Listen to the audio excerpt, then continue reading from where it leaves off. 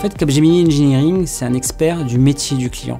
Voilà. Donc, c'est une société qui est spécialiste du produit que le client met sur le marché. Voilà. Qu'il s'agisse d'une voiture, qu'il s'agisse d'un avion, qu'il s'agisse d'un satellite. Et donc, la spécificité qui est intéressante, c'est pas tant celle de Capgemini Engineering, c'est celle de Capgemini Engineering dans Capgemini. Voilà. Parce que Capgemini est un leader mondial des nouvelles technologies. Et quand on associe ce savoir-faire-là au savoir-faire industriel, eh bien, on devient complètement unique sur le marché. Aujourd'hui, on le sait, tous les produits industriels se digitalisent.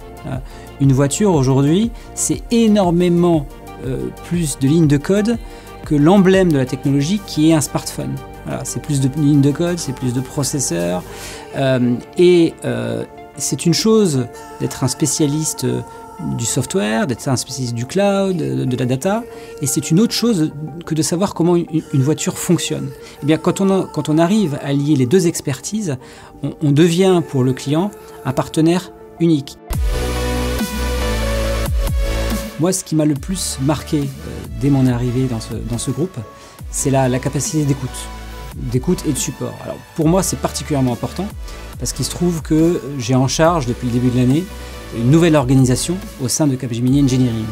Donc, je me demandais légitimement quelle place pouvait avoir dans un gros groupe comme ça une aventure from scratch, voilà, complètement entrepreneuriale.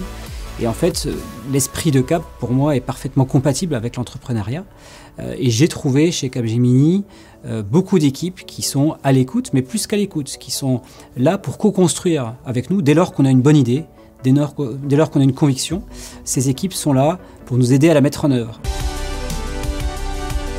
À titre personnel, je l'ai dit, moi, l'aventure Capgemini, elle reste encore assez nouvelle pour moi.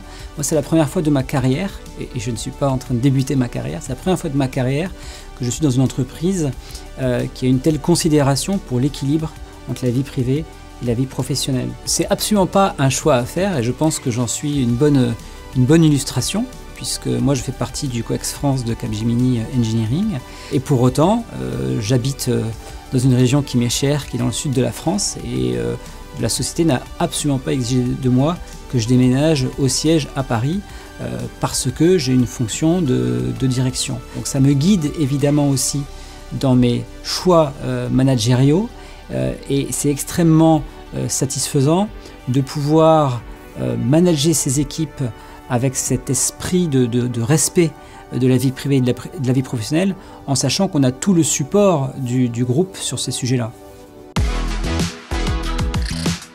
Il faut créer de l'espace pour permettre l'innovation. Ça peut être de l'espace justement entre la vie privée et la vie professionnelle. Ça peut être de l'espace entre des projets. Et c'est dans cet espace-là que les idées vont naître, mais aussi l'envie de collaborer, l'envie de s'investir, l'envie d'avoir de l'impact.